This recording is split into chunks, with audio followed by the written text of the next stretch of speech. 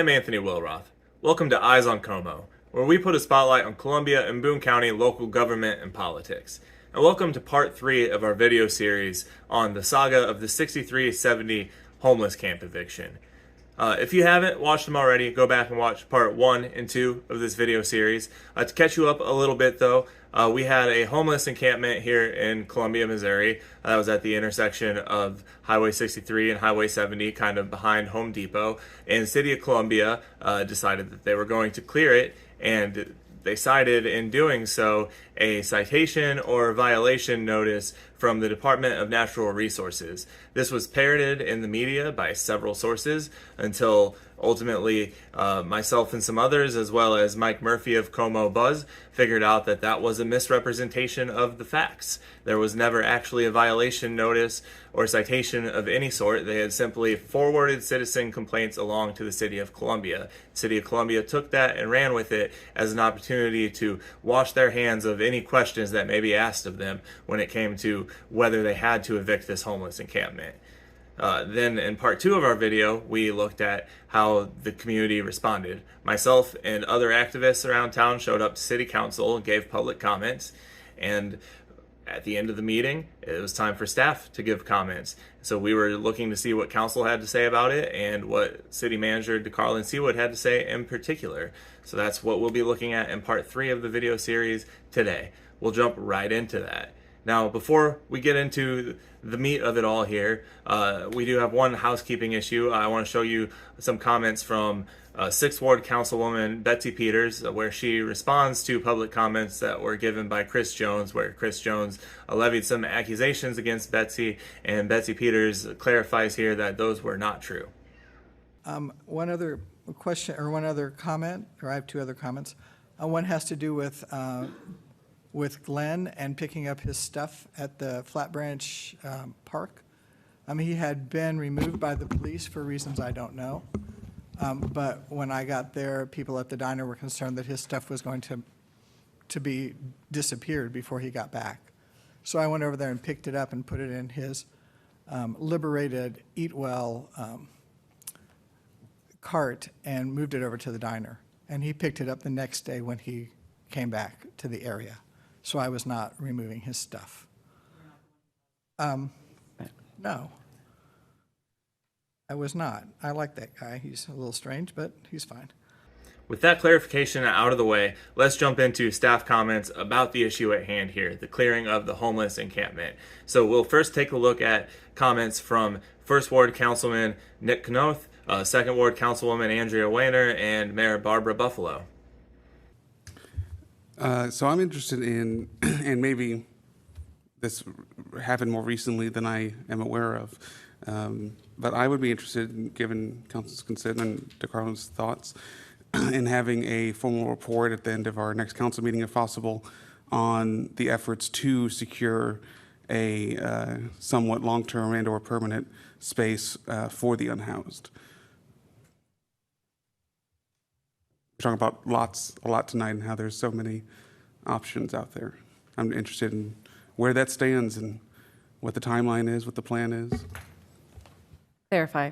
What did you say, permanent or camp? Either or. Okay. Yeah, whatever, however we're referring to it, it was my point, right? But a city-sanctioned location is what I'm wanting an update on. Is it possible to have some updates to us? I can talk about where we're at today. We can do that. Yeah. And? That's all. Okay. So right there, I really appreciate 1st Ward Councilman Nick Knott asking for an update on these 146 potential sites that apparently exist for sanctioned encampments on city-owned land. And when DeCarlin Seawood answers that he could answer that tonight, kind of off the cuff, on the fly, I appreciate that Mayor Barbara Buffalo here asks for further accountability and says, yes, we'd like that tonight, but we'd also like this in writing in a staff report too. Okay. I'll do it in his report on staff comments, and then we might ask for more formal response. Mm-hmm. Anything else? No, that was it. Andrea? I would like to defer most of my time to DeCarlin to address those things, as well as the DNR discussion, because there is a lot of unanswered questions and information that we need to address as a council in the public setting. So I yield. And here I also really appreciate Second Ward Councilwoman Andrea Wayner's comments, because she's correctly read the room here, that there are questions that people want to hear answered, and it is time to hear them answered. Well, after Barbara, okay, I'm just yielding my one time slight comment. vicariously. And then I will say that, and as we've heard, there's that question of when is it a statement and when is silence? And so I think we're working on trying to be better about the communication. And when can I say a statement and when is it a thing that's just coming from me as me versus the city? Right there, I'm happy to see Mayor Barbara Buffalo finally speak to something that I've noticed a lot of times, and that's that we don't really get quotes from Mayor Barbara Buffalo in the media. When she responds, it's usually verbatim what Sydney Olson has given on behalf of the city manager's office. The mayor is not the city manager. The mayor should be able to give her own opinion to the media, and she should have realized that before now, to be completely honest, but I'm glad to see that she's starting to put that together and seek some direction on that front for how she can get her personal quotes out there alongside the city quotes. All right, DeCarlin, there's been a lot of questions out there, and I will say also at the same time, our community is a very compassionate community, and we want to help and we want to care. Absolutely. And I also want to acknowledge that if there are times that we can do better, that we learn from that and we do better. Absolutely. So did you want to address some of the questions that we've had tonight and this past weekend? Oh, yeah, there's a whole lot to talk about. So there's a couple of things. So one, you asked a question about the Vision Zero update. Right here, I'd like everybody to take note of how City Manager DeCarlin Seawood apparently can't read the room like Second Ward Councilwoman Andrea Wayner. Because there's one thing everybody is waiting for answers on, and DeCarlin Seawood here is giving answers to everything else but that first. That is on the May 15th meeting. If I believe we can speak on the traffic calming, but if you really want to really get into the nuances of how we do that, we may want to do a separate work session on that process. Okay. We'll see what we get answered on the 15th during the pre-council, Yes. and then see if we want that. Thank you. And so I got plenty of staff here, but before I get into a lot of the questions, I do want to introduce DeAndre Thompson, who's our new diversity and equity coordinator, and so officer. Andre's first day was today, and so Welcome. Councilman. Yeah. Every day's like this. we are excited about him joining the city. We've had some really good conversations, and I really believe that he can help us move this forward. So Thank you. that's exciting. Welcome, DeAndre. We're happy to see you. Thanks. So the question about there was an article that basically accused me of perpetuating fraud. It accused me of making up a story to push whatever the agenda is that I'm not sure exactly what the agenda I'm being accused of trying to do. And I Right here, it's very important to point out that it's clear that DeCarlin Seawood is talking about Mike Murphy's Como Buzz article. DeCarlin Seawood knows who Mike Murphy is. Mike Murphy is sitting in the front row of this council meeting here. Mike Murphy had actually met with DeCarlin Seawood just that week to talk to him about the DNR story. And Mike Murphy appeared on the radio after this council meeting on Fred Perry's show, basically saying that if DeCarlin Seawood had been a little less adversarial and more willing to provide explanations when Mike Murphy met with him, that the whole story may not have even been ran. So it's interesting to see DeCarlin Seawood here refer to, some story that's out there that was accusing me of things. He knows every detail in that story, and he was given an opportunity to respond to them and chose not to. Oh, I may do a lot of things, but one thing that I do stand on is my ethics. I don't lie. I don't misrepresent. I do things to the best of my ability. And when we look at So the question about the complaint that we received from DNR. And so I look at it through the same lens that I would look at how we do work when we do code enforcement. If there's a citizen that makes a complaint about another citizen's property, the first thing we do is we make that notification. The idea is to get voluntary compliance. It's not to go in with a citation. That is never the first approach. That's a really weird explanation to hear, a really weird analogy to use, because there was no attempt, at least nothing that anybody could see from the outside, no attempt to gain voluntary compliance on cleaning up this homeless encampment. They posted a 30-day eviction notice right off the bat. The first approach is to try to work with someone to actually get the property cleaned up in order to say that we've abated this issue. And that's the way we viewed the complaint that we received from DNR, because it was based off our MS4 stormwater permit, which Here's Mr. Seawood still referring to it as a complaint that they received from the DNR, which I guess if you parse it in the most technical sense of the word is a complaint that they received from a DNR email address, but the complaint did not originate from the DNR. we are obligated to do certain things. So I'm going to have the staff members who actually work on that process, work with stormwater to kind of explain exactly what our obligations are, what we're supposed to do, what should we do. And also, I also, because of the question of, well, DNR said that there is nothing. I asked the staff person to call DNR today and ask what would happen if we ignored their notification. And so I'll let staff kind of talk on that. So first, Aaron Keys, the Assistant Utilities Director, will kind of talk about the stormwater permit and how that works and what our obligations are. And then Dave Sorel will talk about his conversation that he had with someone from DNR. So here we're going to hear from two city staff members, Assistant Utilities Director Aaron Keys and Utilities Director Dave Sorel. I don't know too much about Aaron Keys, so I asked around a little bit to some people that I trust, and what I heard back is that she's a very talented stormwater engineer, but she's very new to this job of Assistant Utilities Director, and as you'll see here, communication might not be her strong point, so it was a little rough, I'd say, of her boss, Dave Sorel, to put her out here to answer these questions. She gave it a shot though, and she introduced what we have been calling the saga of if, could, because that's how her answers go for everything. If something happens, if something else happens, something else could happen. So let's take a look at that. So I'm going to give a little bit of background about our stormwater permit.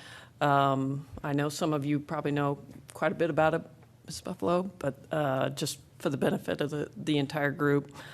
The city does have a citywide stormwater permit.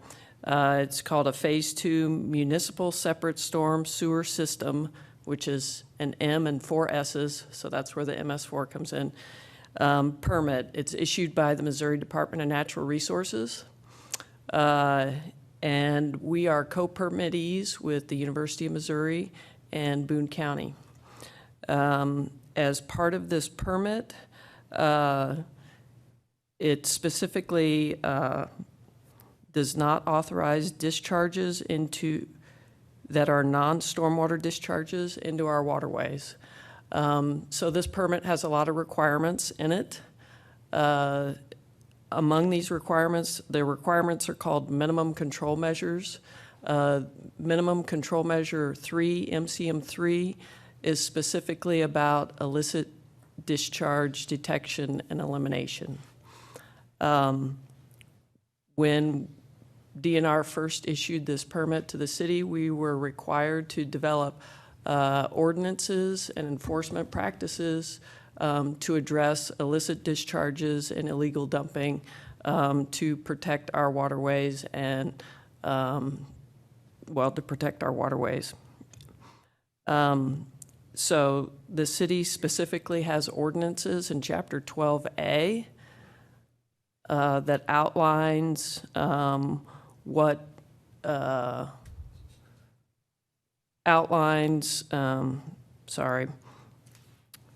me see here, my notes. That it shall be unlawful to discharge or cause to be discharged into any water course, any material other than stormwater. And then it tells that if that happens, that's considered a nuisance and that we are required to address that. So to let you know how staff does this is whenever we receive a phone call from a citizen, we receive a complaint on the website, whether it's a call, a report, a complaint, an issue, we are required to address that issue.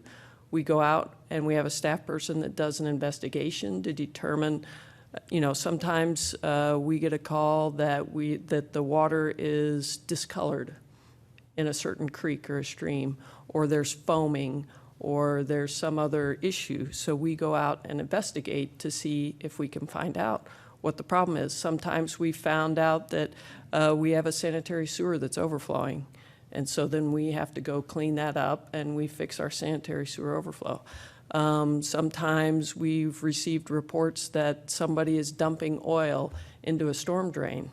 And sometimes we'll find evidence that there actually was oil dumped into a storm drain, and sometimes we don't find evidence that there was. If we're able to track that discharge to a specific property owner, then we talk with the property owner and work with them to make sure that the issue gets addressed. Whether that means there needs to be a cleanup or make sure that that doesn't happen again in the future. So when the Department of Natural Resources, receives a concern from a citizen about any kind of dumping or discharge in the creek that's questionable, or anything that relates to our MS4 permit, they refer that to us. And so we follow through with our investigation. We receive multiple concerns from Missouri Department of Natural Resources concerning the 6370 interchange, that there was trash, rubbish, different things in the creek, adjacent to the creek, polluting the creek. We did our investigation and determined that it did need to be cleaned up. Again, as part of our permit, we are required to address those concerns as we can, by there being pollutants in the creek that is considered a violation of clean water law for the state of Missouri and the Clean Water Act. The Missouri Department of Natural Resources did not cite us with a violation in those instances at 63 and 70. However, if we did not address those concerns, when DNR would come do an inspection of our permit and of our operations, and if they found out that we were not addressing concerns for illicit discharge detection and elimination, they could cite us with a violation at that time. If we continued to not address illicit discharge detection and elimination concerns, then they could refer us to enforcement, where they would do everything they could to bring us back into compliance, which could include a monetary penalty. So there's the first instance of if could. She said, if we don't address those concerns and if the DNR finds that there's a violation, they could seek enforcement. That might seem like you're splitting hairs, but you're really not there. That's a far cry from how the city presented this issue, that either there was already a violation or that this was some mandatory thing that is very clear that if they don't do it, something will happen. Because as Assistant Utilities Director Keys here is saying, if they don't address it and if it's found to be in violation, they could seek enforcement. So those are the reasons that we are required to address any concerns, complaints, reports, incidents that are given to us about pollution in the creek.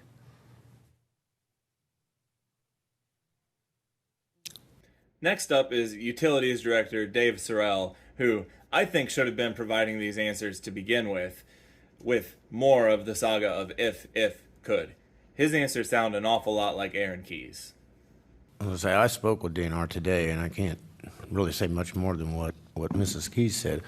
I asked them, I said, when you send us a report like you sent us on the 63 I-70 area, I said, what do you expect? I knew the answer, but I asked anyway. And they said, we expect an MS4 that we notify of a concern to follow up, investigate, and enforce the ordinances and program they have in place.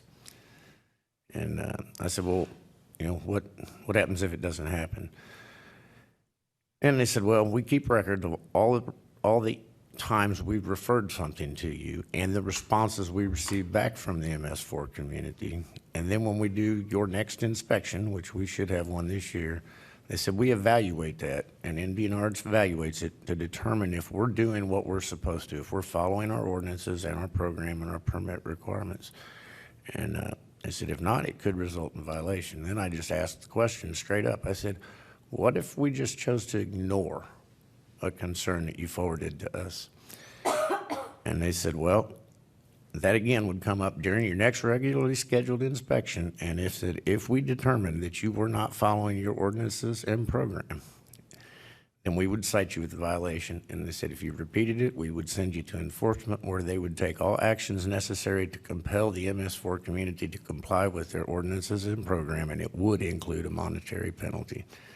So right there, not only does Dave Sorel provide more if, could answers, he also gives away the actual timeline that the city would have been operating on. And that's that there's an annual inspection from the DNR. And if we were found to be in violation during that annual inspection, we would be given an opportunity to fix it. And if we were found to still be in violation, that's when the DNR could pursue things.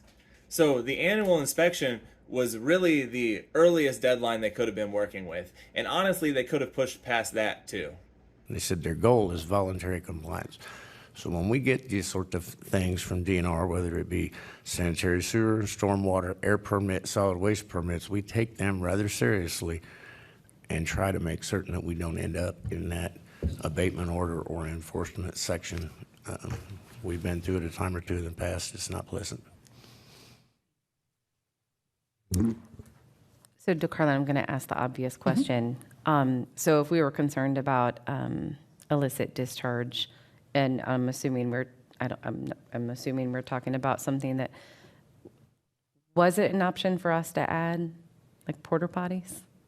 Well, you got to remember, this location is off of the highway. So if you do add porta potties, how are they serviced? In order for us to actually clean up the site, we had to shut down part of 63 in order to get there. It's interesting to hear DeCarlin say that here, because if you recall from episode 1, there is a road that accesses this camp, and they brought plenty of heavy machinery in via that road when they cleared the camp. To sit there and say that they have to close down a lane of the highway to bring dumpsters and porta potties into that location is absolutely a lie. He said that he doesn't lie, he doesn't misrepresent, but here he is lying and misrepresenting again.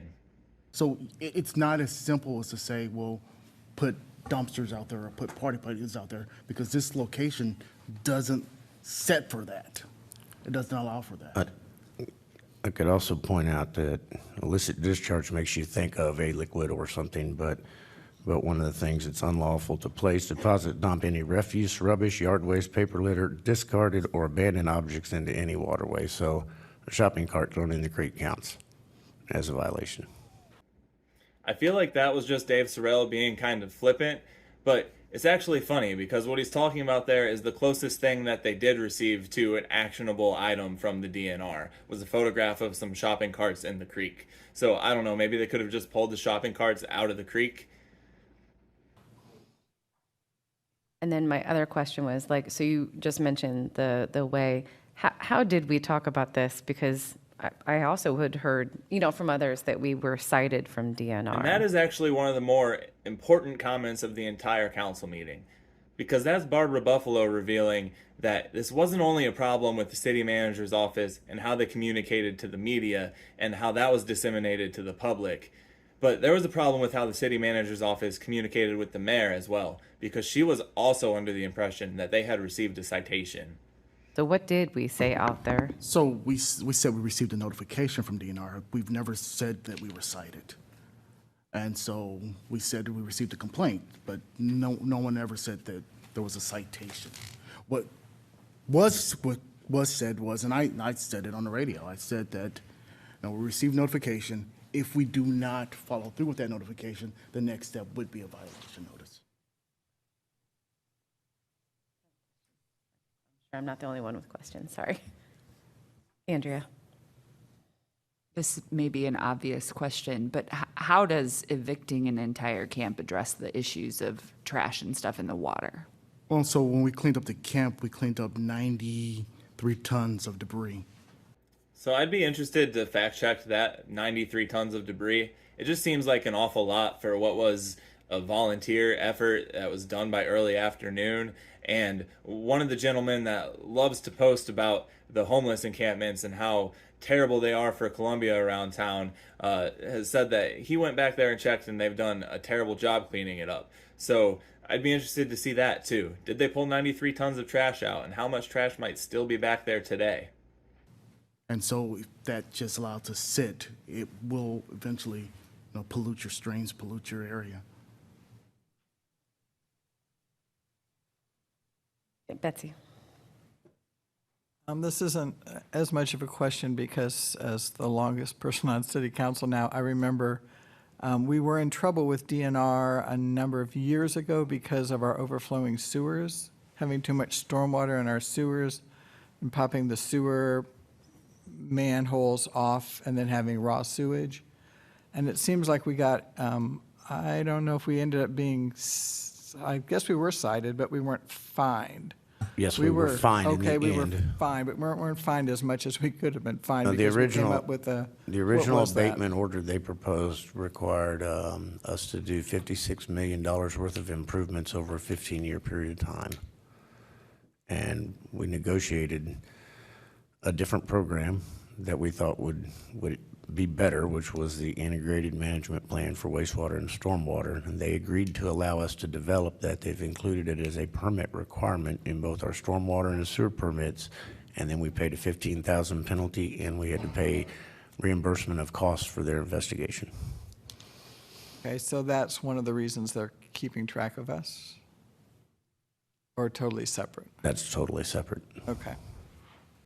I don't believe this was 6th Ward Councilwoman Betsy Peters' intention here with this line of questioning, but she did reveal something that I think is very relevant here. And that's what happens when the city actually does receive an official complaint or a citation from the DNR.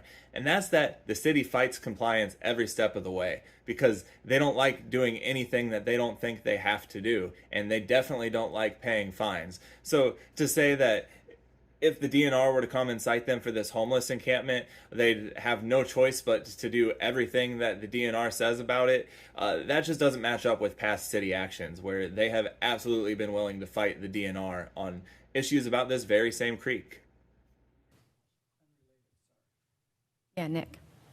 I just want to comment that regardless of who is right or who is wrong on this topic, if kind of the larger, in the public perception, if the larger issue was a result of the semantics of wordplay, then the result is just that we failed to communicate, right? I mean, we're the city. We failed to communicate effectively, regardless of what we were doing, because since it obviously resulted in so much confusion, and now we're having this conversation. And I know we've all talked already about improving communication, but that's what it comes back to in this case. Nick Knott there is spot on, and he gives the answer that honestly DeCarlin should have given right off the bat, and this whole conversation probably wouldn't have played out for nearly as long as it had. And that's that regardless of the specifics of what went down, there was a communication issue that happened. And if people were operating on different assumptions, it was on the city manager's office to clear that up, and they didn't do that. So next steps, well, because, I mean, he's not wrong. your face right there, because you can just send out a press release and talk about a thing, but this is also, there are mutual issues that we're talking about. One is both our concern about the site and making sure that we're not having illicit discharge into an already impaired waterway, but also what are we doing on this issue? And we cannot ignore one just to solve the other. And I know we are working on that. And so I think, but we don't talk about that. So there's DeCarlin Seawood apparently still not getting it, evidenced by the fact that Mayor Barbara Buffalo isn't amused by the look on his face. She also goes on to point out something that is super true, that if they're not giving us updates on what they are doing to help the homeless population of Columbia, and all they're doing is telling us about law enforcement efforts against the homeless population, it's going to lead to community distrust. Yeah, and I think, but there's one thing about, what are you doing in order to deal with the unsheltered? There's another thing to be accused of lying and misrepresenting yourself. And so, staff never said we received a citation. Staff never said DNR said that we committed a violation. That was never said. That was never repeated. That was never stated. And so the process of Not good at correcting when we see a correction needed. and so but the issue is that there are so many media sources that are reporting stuff that it's hard to say to keep gauge of exactly who's saying what or when they're saying things. Here's City Manager DeCarlin Seawood still defiant. Remember, the council here is actually sort of his bosses. He serves at their pleasure. They are in charge of hiring and firing the city manager. And in a situation where a simple apology would have gone a long way, he's sitting there saying that it's too much to ask of him to correct when the press gets it wrong. That in this town with 2, maybe 3 newspapers, a handful of radio stations, and 2 television news stations, that there's far too much press for him to ever keep track of what people are saying about the city. That's ridiculous. Keeping track of what people are saying about the city is one of the primary jobs of the communications specialist or public information officer or whatever Sydney Olson's position is. Her job is not only to talk to the press, but to keep track of what the press is saying about the city too. So this answer from DeCarlin Seawood is honestly nonsense. And so, yes, we do try to correct things when we see it, but even the articles that we reread didn't say that staff said there was a violation. That may have been some of the interpretation that people took, but that's not what was stated. And so I'm not trying Moving to on to solutions. Yeah. But that's it. But the hard part is, I think someone said it earlier today that if it was easy, it would be done. And so there are no easy solutions. And so when you ask, well, what have we done? So last year, my first council meeting, this place was packed with people yelling at us saying that we're not doing anything to help the unsheltered. We bought a building, and we started working on that building to make sure that there's space available for people. This summer, the goal is to actually work on putting in a heating and cooling system to make sure the air conditioning works. We're putting in shower systems so that there are showers. We're putting in a washer and dryer unit so people can actually wash their clothes. The idea is to provide a space where we can do something. We've looked at a thing called pallets to look at tiny homes, see if we can put places on that property that will allow people to have a place to go. And so we are trying to develop processes, we're trying to develop plans, but none of that happens immediately.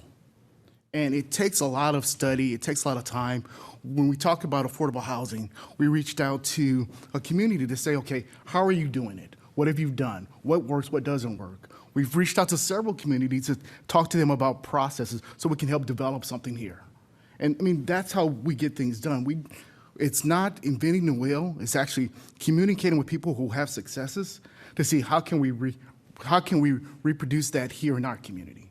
And that's our goal. I will say that in the year that I've been city manager, we've attempted to do more than the last few years to try to address this issue. If someone says, hey, we like to meet, I meet. If someone says, when they asked about, hey, we have a place where people need to be able to take showers, and how can the city help us? We bought a mobile shower.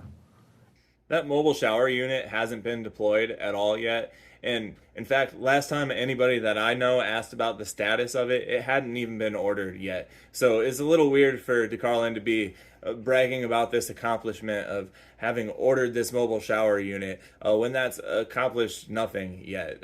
He's just looking for ways to make himself look good here again, when that's not what was needed here. Everybody in the room agreed that what went down wasn't correct. The end result of it was not correct. And he is defiant. And so we have that. And so we're working with agencies so we can take it around to different places so people can shower.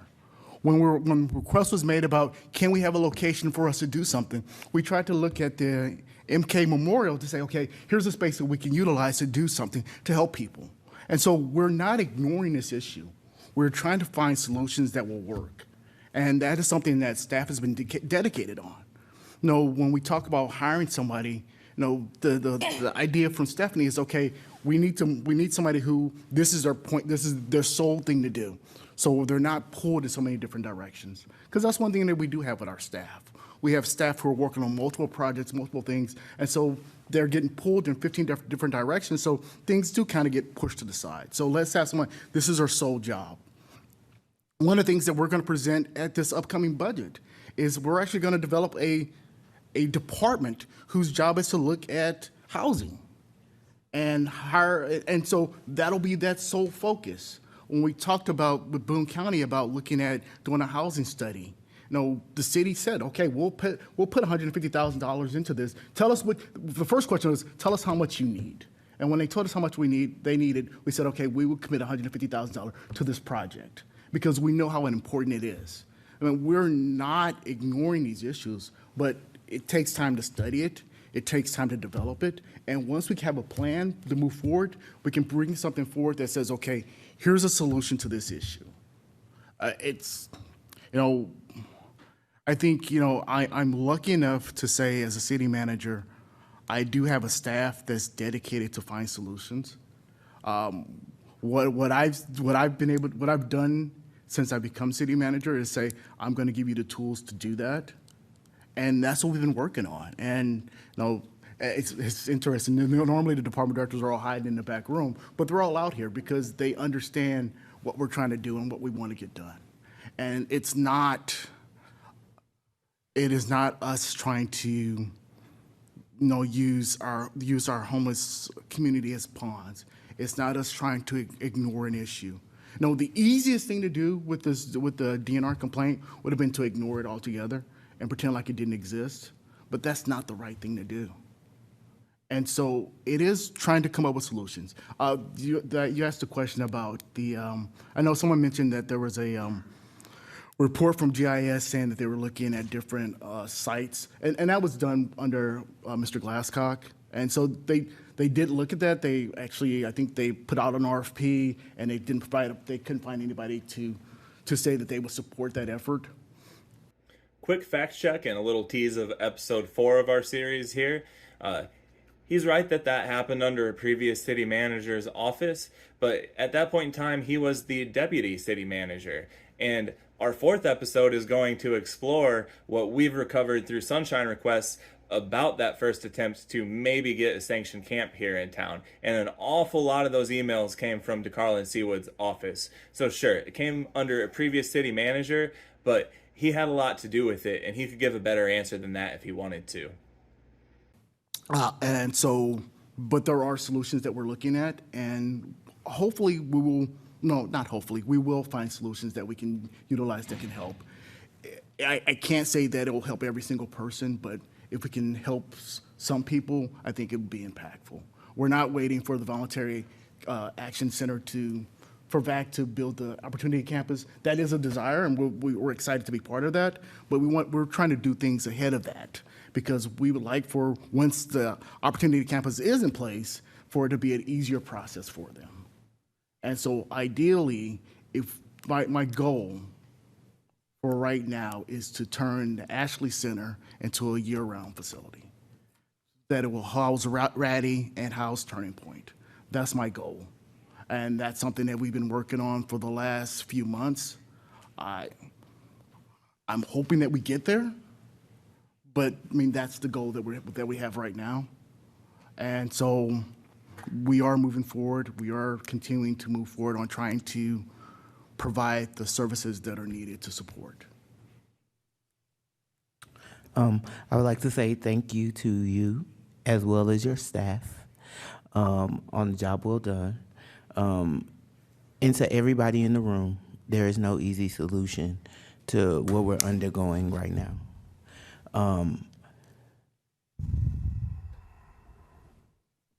When I was on my campaign trail, I'll give this example.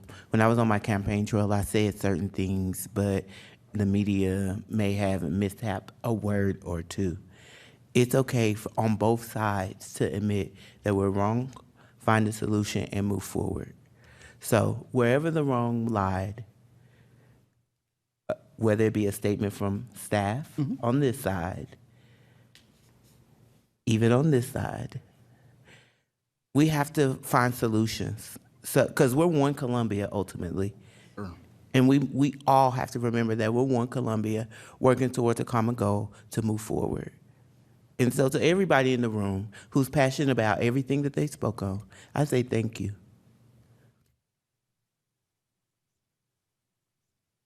Roy, I agree with what you said there. Beautifully said. And DeCarlin, you have my support.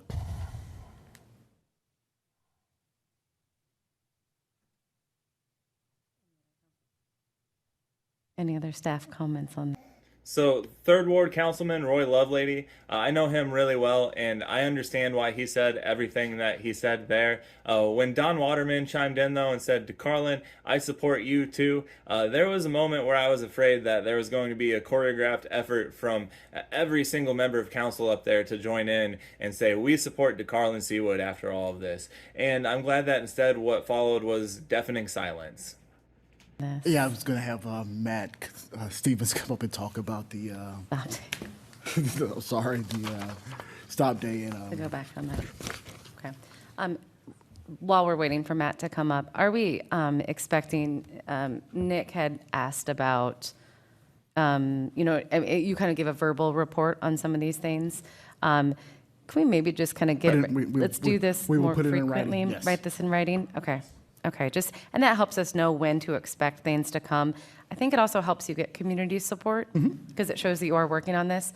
So for instance, if you do go out for an RFP for a social service agent to help coordinate, you might already know who is going to respond.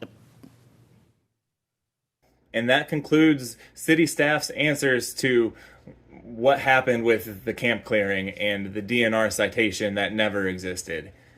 Does anybody watching think that it was satisfactory? Because I really don't think that there were satisfactory answers given. In fact, there weren't really answers given. They denied the whole thing. They were defiant through it. They said we had the story wrong. And that's not what you want to see in a moment of accountability. So anyways, stay tuned for episode 4 because we've got a lot of interesting stuff coming there. A lot of stuff that has not really been public knowledge before because it was all obtained via sunshine requests. And it's all about the city's effort about a year ago to get a sanctioned camp here in town. Keep your eyes on Como and keep your eyes on this channel for part 4.